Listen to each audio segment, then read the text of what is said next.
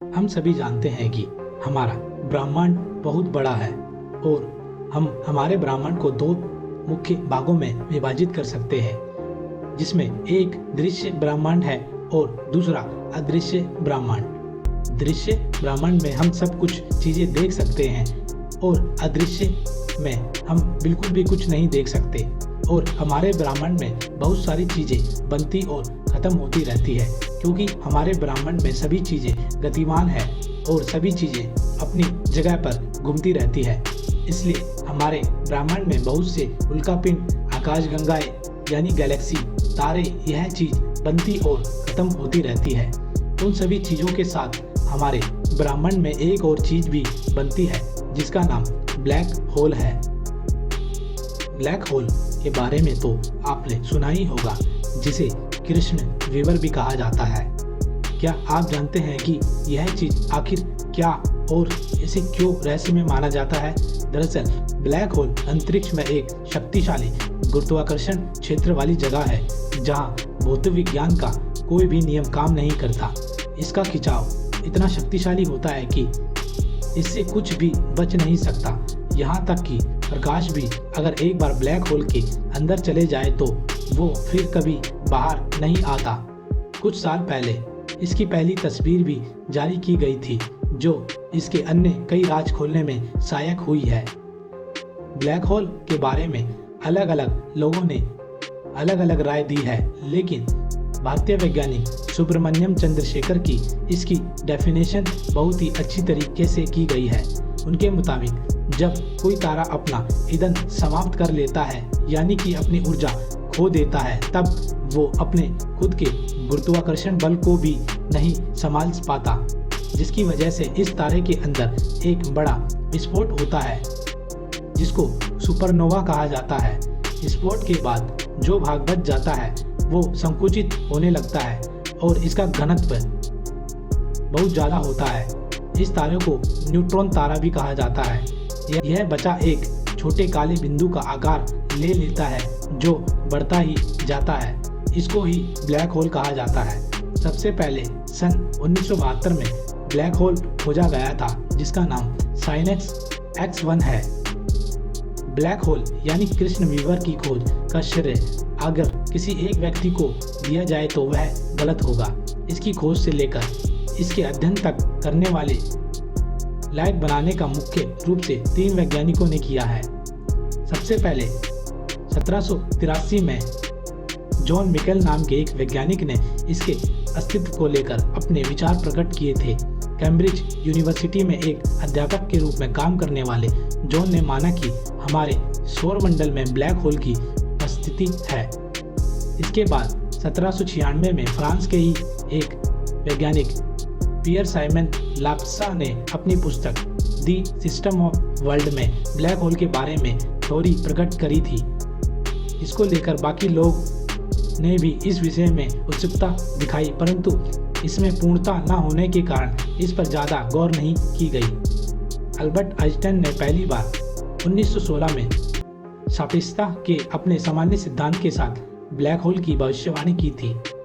सन 1916 में कार्ल श्वार्ज़चाइल्ड नाम के एक वैज्ञानिक ने ब्लैक होल को लेकर अपनी थ्योरी प्रकट की, जिसमें उन्होंने इसके गुरुत्वाकर्षण बल तथा घनत्व की पूर्ण रूप से विवेचना की, जिसके चलते आगे जाकर ब्लैक होल होने पर और गहराई से अध्ययन किया गया और इसकी बारीकी को जाना गया। आपको जानकर हैरानी होगी कि ब्रह्मांड में कई ब्लैक होल होते हैं। हालांकि वो सभी पृथ्वी से हजारों प्रकाश वर्ष दूर है। अगर वो नजदीक होते तो पृथ्वी को कब तक निगल जाते, फिर धरती पर इंसान का नामो निशान ही नहीं रहता। क्या आप जानते हैं कि आखिर ब्लैक होल बनता कैसे है? वैज्ञानिक तौर पर ऐसा माना जाता है कि जब कोई विशाल तारा अपने अंत की ओर पहुंचता है तो वह धीरे धीरे एक ब्लैक होल में परिवर्तित हो जाता है और फिर वो अपनी आसपास की सारी चीज़ों को अपनी तरफ खींचने लगता है। अब जरा सोचिए कि अगर आप ब्लैक होल में गिर जाए तो क्या होगा। वैसे तो यह लगभग असंभव सा है, क्योंकि ब्लैक होल तक पहुंचने से पहले ही आप जलकर राख हो जाएंगे, या हो सकता है कि आप उसके अंदर पहुंच भी जाए। अब ब्लैक होल के अंदर घुसने के बाद क्या होगा? क्या कोई दूसरा ब्राह्मण आ जाएगा या आप दूसरी दुनिया में पहुंच जाएंगे, ये कोई नहीं जानता, क्योंकि यह अब तक रहस्य ही बना हुआ है। पिछले साल ही वैज्ञानिकों ने M87 आकाशगंगा में मौजूद एक विशाल ब्लैक होल की तस्वीर जारी की थी। बताया जाता था कि यह ब्लैक होल आकार में पृथ्वी से 3 लाख गुना बड़ा है और वजन में हमारे सूर्य से 650 करोड़ गुना से भी ज़्यादा भारी है। इसे ब्रह्मांड का सबसे बड़ा ब्लैक होल माना जाता है। कहा जाता है कि ब्रह्मांड के करोड़ों तारों को मिलकर जितनी रोशनी होगी उससे भी कई ज़्यादा चमकदार है। हाल ही में वैज्ञानिकों ने पृथ्वी के सबसे नज़दीक एक ब्लैक होल की खोज की जो 2 तारों के बीच छुपा हुआ है। यह धरती से करीब 1000 प्रकाश वर्ष की दूरी पर स्थित है।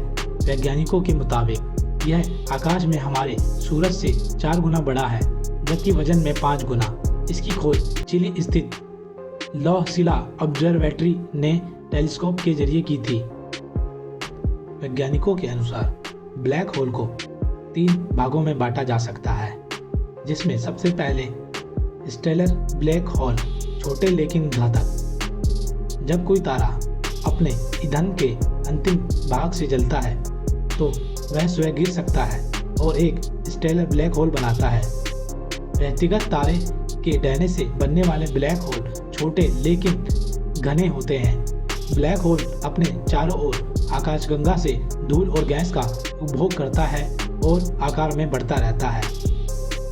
Supermassive black hole. छोटे ब्लैक होल ब्रह्मांड को आबाद करते हैं, लेकिन उनके चचेरे भाई यानी सुपरमैसिव ब्लैक होल हावी होते हैं।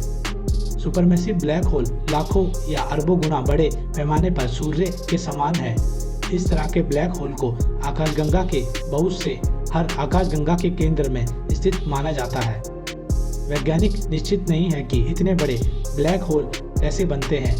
एक बार वो बनने के बाद वो अपने चारों ओर धूल और गैस को इकट्ठा कर लेते हैं, जिससे उन्हें बड़े आकार में बनने में मदद मिलती है।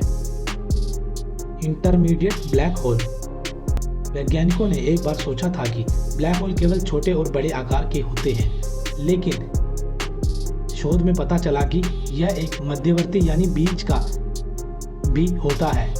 इस तरह के निकाय तब बनते हैं जब एक श्रृंखला प्रतिक्रिया में क्लस्टर में सितारे टकराते हैं। एक ही क्षेत्र में बनने वाले इनमें से कई अंत एक आकाशगंगा के केंद्र में एक साथ गिर सकते हैं और एक सुपरमैसिव ब्लैक होल बनाते हैं। दोस्तों, आशा करते हैं आज की हमारी ये वीडियो आपको अच्छी लगी होगी। अगर वीडियो अच्छी लगी हो तो हमारे चैनल को सब्सक्राइब कर लीजिए, साथ ही बेल आइकॉन भी दबा लीजिए ताकि आने वाली वीडियो का नोटिफिकेशन आपको सबसे पहले मिल जाए। मिलते हैं नेक्स्ट वीडियो में, जब तक के लिए जय हिंद दोस्तों।